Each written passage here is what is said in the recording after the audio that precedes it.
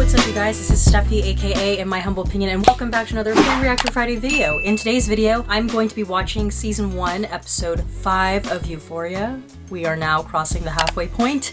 The episode is entitled 03 Bonnie and Clyde. Note my OTR2 shirt. Yeah, alright, well let's just get right into it.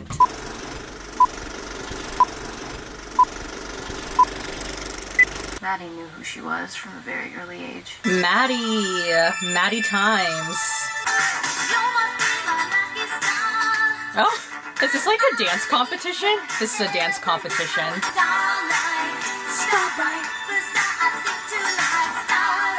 Love me some Madonna. That's why she loved pageantry. Oh, pageants. Pageants, okay. Very toddlers and tiaras. Marcus Cutler was arrested today on 18 counts of child molestation. That's it, you're done. No more pageants.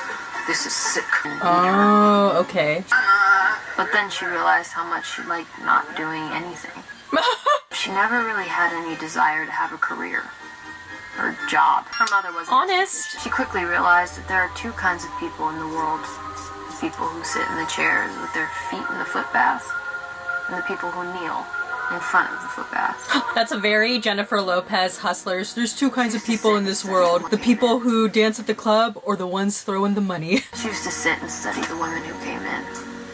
She'd pay attention to what they wore, what they talk about.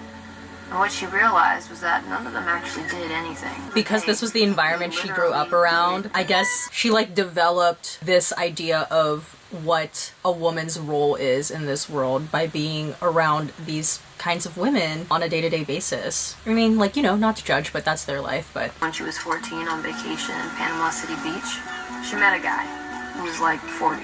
Oh. In retrospect, seems kind of racist. That's what you looked like at 14? They don't actually want a person. They want something they can own and possess. But the cool thing about Sharon Stone in Casino is that she ran the fuck over De Niro. I would fucking kill for that coat. And she did the same to Nate. How much do you think it cost? Oh, see, Seriously. there again. Learning from the media. She also watched a lot of porn.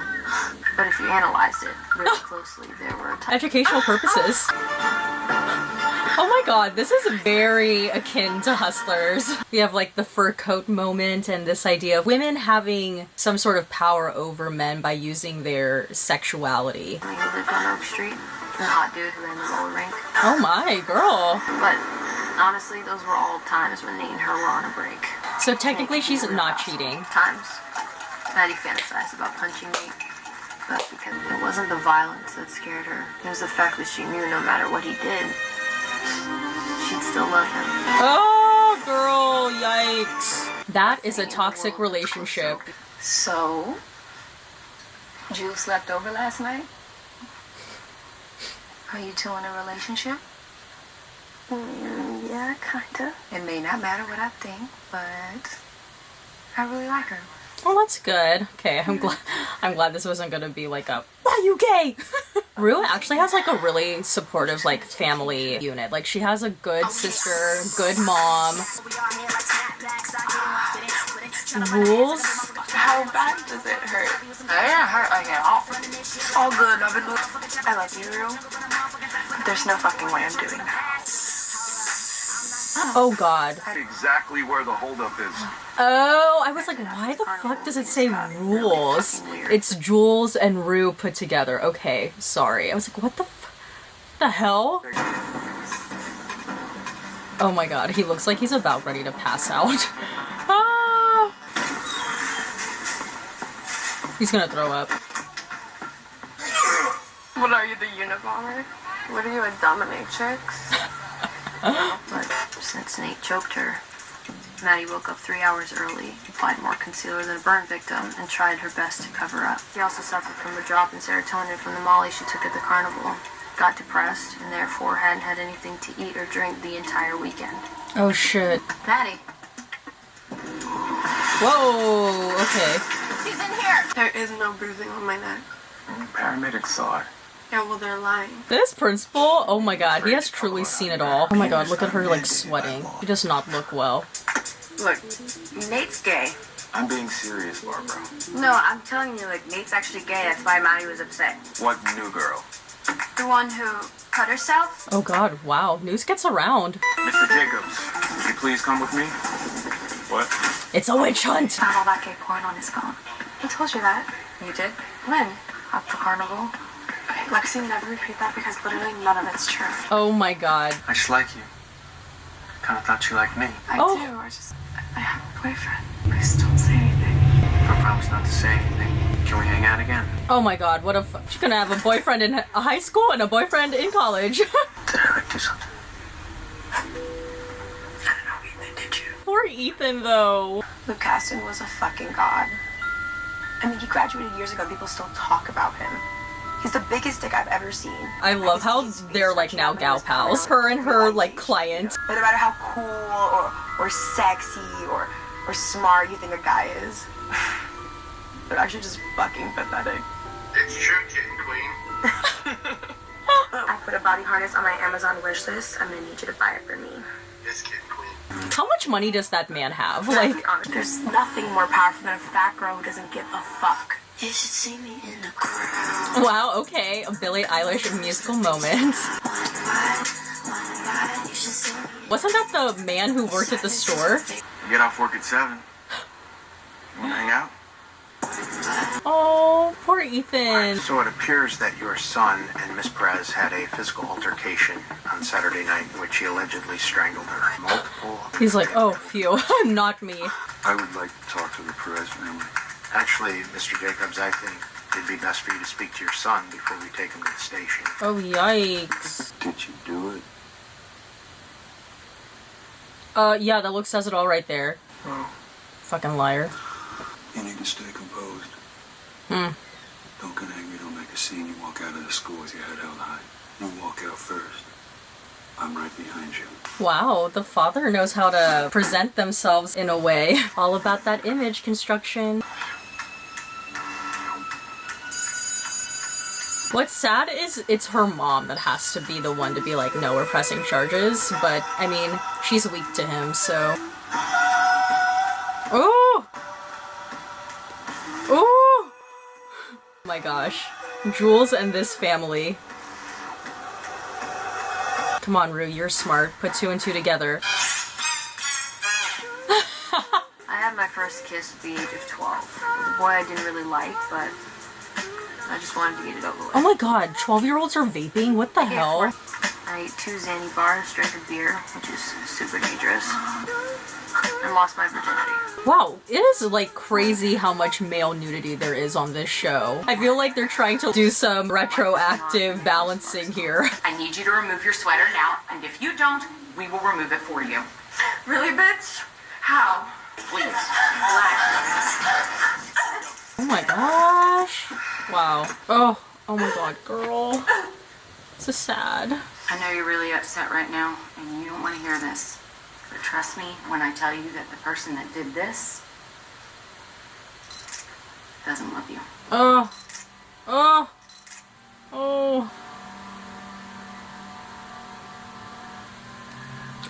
The dad can tell that his son is fucking lying, I swear. All the times when we've broken up, I know for a fact that she's been with other guys. I mean, it's possible that night, that doesn't matter. What were you gonna say? Doesn't matter. He's freaking lying! Like, even if we didn't know what we knew, you could just like tell on his face he's lying. I'm a survivor of abuse. It took me 10 years to admit that. That's so awkward. They're all like circling around this subject, but everyone knows why they're being presented with all of these like abuse presentations. And what happens in a month, 6 months, a year, when she moves away and goes to college? When she tells you she just wants to be friends? What do you mean if? Not real. I mean, when? Oh, damn. I guess I just wanted to make amends with everyone. Yeah, every time I collected a chip, whether it be 30 days or 60 days or 90 days, I was lying. But I met someone, and she's helped. And now I want to stay clean. And shit, maybe that's me being selfish, you know? And Ali just scared the shit out of me because he told me that it wasn't gonna last. And fuck, you know what? Maybe you're right, but I really, really, really hope you're wrong. Oh. Because, I've been clean for 13 days. I've actually been really happy. Damn, she's making me emotional. I'm getting emotional because I'm like, I wanted so badly to work for her sake, but I'm worried that she's replacing the drugs for Jules, and like that's not healthy either, so. Are you two like a thing? No, we're not a thing. I don't know what a thing is. See, I'm telling you, fucking Jules is playing games with Rue, bitch! Oh, she's non-committal. Oh my god, poor Rue! Rue! She's still going to meetings? That's great. You're a good influence. Maybe she doesn't want to play that role. Because that's a lot on someone, too. Ugh, complicated.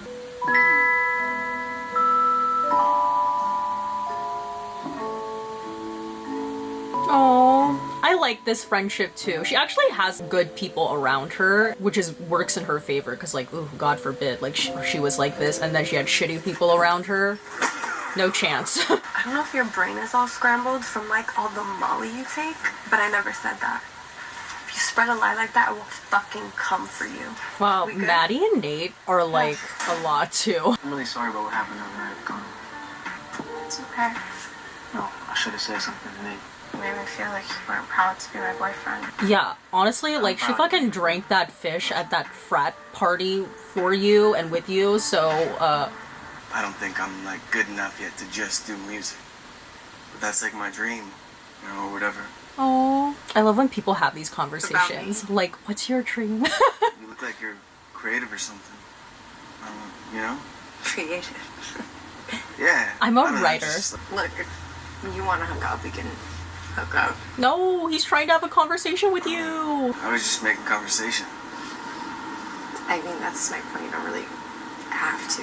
That's interesting that she is more forward in, like, let's just get to the sex, you know? But again, that's like interesting commentary too, because it's like these young girls, because of the media that they're consuming and like the world that they're growing up in, they think that that's what men want from them, is just the sex. I don't necessarily know if they think that that's what makes a good relationship, but they think that that's what a relationship mostly consists of, which is like sad. Can you blow them off, please? I really need you right now. I can't right now. Oh my god. So like... Oh. I like that. So like, unzips pants. Seriously, that was like one of the best blowjobs I've ever had. Wow, okay, Kat, add that to your resume, girl. Her, like, relationship with her sexuality is interesting because her sexuality, like, actually empowers her and gives her, like, a lot of self-confidence. Roller skating just always looks really, really fun, doesn't it? One more time, okay? One more time. Ruth seems really good. Yeah, she does. It's because of you, you know. Oh. I'm gonna go to the bathroom. Okay. Jules doesn't want to commit. Oh, God. Ah, she's, like, scared of commitment. She's scared of, like, permanence. I don't know, maybe she doesn't want to, like, fuck it up. Like, that's a lot of responsibility to put on someone, especially someone who's, like, in a relationship with an addict. You from around here? I'm from planet Venus, baby. Let me not. I just want to talk for a little bit. Oh my gosh, emotions, therapy. Do you think hiding it creates the same thing in them? Honey, I don't know. Everyone knows who I am. Ooh. Felt that. I spent my whole life trying to keep this part of me separate, but I feel like it's poisoned everything. I was doing what was best for everybody. Oh my god, I thought he was like taking out like a pen and paper to like a therapist to like take notes. Clearly this man needs to go to therapy, but instead he's venting out his problems to a sex worker. Probably because like being on the down low and keeping that part of his life compartmentalized from everything else has worked before, but now that things have escalated, now his emotions are just like coming out. What the sex was able to fix before, the emotional problems are so much deeper than that, so... See,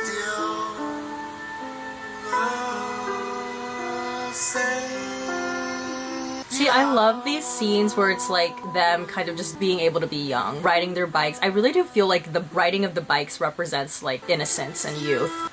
You gonna spend the night? I should probably go home. Okay, well, is it cool if I just go with you? Yeah, sure. Oh my god, Jules, like, you need to... She's just like, yeah, sure. But you could, like, tell she's like, no. Oh my god. They really are like father or son because they go to the same goddamn place, they hook up with the same freaking people, and they don't even tell each other. They're the Bonnie and Clyde of Euphoria. She's like, I'm leading this girl on. Wow, that episode was directed by Jennifer Morrison? Jennifer Morrison of Once Upon a Time fame? Yes! Oh my god! She directed that episode! Who knew? Alright, and some post-show thoughts. I like how this particular episode kind of explored how these young people are navigating their relationships, and I feel like in a lot of ways these young people are chasing like a fantasy of the kind of relationship they want or what they think their relationship should look like. So that's why I think it's interesting that this episode they titled it 03 Bonnie and Clyde, because that's obviously a reference to Beyonce and Jay-Z's 03 Bonnie and Clyde. And in a way I feel like general society kind of puts the Beyonce and Jay-Z relationship on a pedestal in the same way that Beyonce and Jay-Z, even on their tour, they kind of romanticize the Bonnie and Clyde relationship, right? Like ride or dies. As much as we as a society idealize this ride or die kind of relationship, there are toxic elements in a ride or die relationship, like how we saw with Nate and Maddy. They are not good for each other to the point where they both hurt each other. I mean, Nate obviously was physically abusive to Maddy, and Maddy wasn't that kind to Nate either. She plays games with him too, yet they see each other as being like ride or dies because no matter what they do to each other, they're gonna always stick together. I thought one particular scene in this episode that was really heartbreaking and sad was when they literally had to hold Maddy down, to literally cut her sweater off of her so that they could see the bruising on her neck. I don't know, it's just sad. And it's just also really sad too because you know that there's a lot of relationships out there that exist like that. So, and then, oh my goodness, Jules and Rue I think is a really interesting relationship too, because Rue in a way is in her own fantasy world land of what she feels like this relationship is with Jules. I feel for both of them because as much as I want Rue to be happy and clearly Jules is making her happy, at the same time I feel like Jules is a bit scared of being this person who is suddenly like quote unquote responsible for bringing so much happiness into someone's life, let alone like a recovering addict's life.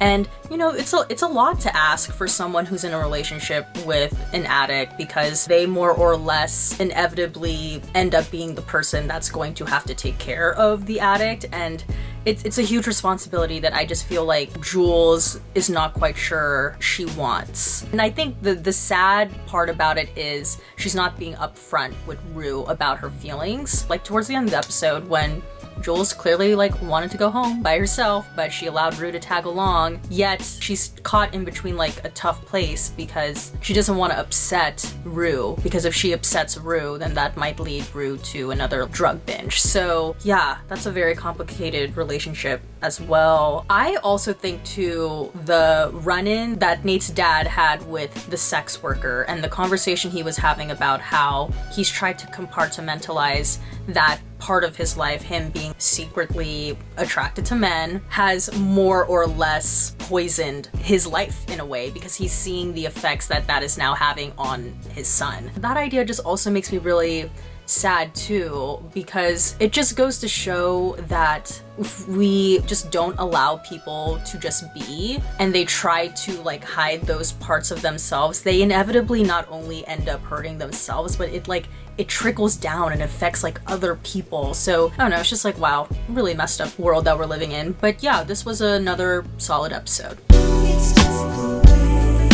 Alright, my question for you guys is, I want to know, how do you guys feel about what the show is trying to say about the relationship between women and their sexuality? I mean, I would say Euphoria is like it's a sex positive show. They don't shame the young girls on this show for being sexually active and wanting sex, and I would say that's like a pretty progressive message. And we also see how like these teenage girls use sex as something that empowers them and gives them like some sense of like control in their life and gives them confidence, like with the Cat character. But at the same time, this show is showing how these young girls like immediately go straight for the sex instead of like trying to engage emotionally with the men in their lives or with their significant others. I mean, I'm sure like that's like the point. That's like the statement that they're trying to make, in that the world is sending these mixed messages to these young girls. The media that they're consuming is sending these mixed messages, and they're just like trying to navigate all of those feelings and emotions that they're having. But yeah, it's messy. I want to know, what are your guys' thoughts on what the show is trying to say about young girls, teenage girls, women, and their relationship to sex? Alright, and that's about it for this video. If you liked it, please give this video a thumbs up. Don't forget to hit the subscribe button, and please turn on a notification button down below so you know when a new video from me comes out. And comment down below your thoughts on this episode of Euphoria. No spoilers, please. Also, just want to shout out to, I make other kinds of videos here on the channel. I've been getting back in the swing of posting travel vlogs, so if you're interested in getting to know a little bit more about me, where I've been, where I'm traveling, you could check those videos out over the weekend, or you could just like search for them on my channel. And I also just came out with a podcast with my friend. It's called Diva Dailies, and it's a podcast where we deconstruct divas on film and TV. And the most recent episode that we just did, that came out a couple days ago, is Lady Gaga's A Star Is Born. So if you want to hear two girls gab about Gaga and A Star Is Born, definitely give us a listen. You could search for us on Apple Podcasts, Spotify, wherever you listen to your podcasts. It's Diva Dailies. Alright, well, that's about it. As always, everything I said was just my own personal thoughts and all my humble opinion, and I will see you guys in the next one. Bye!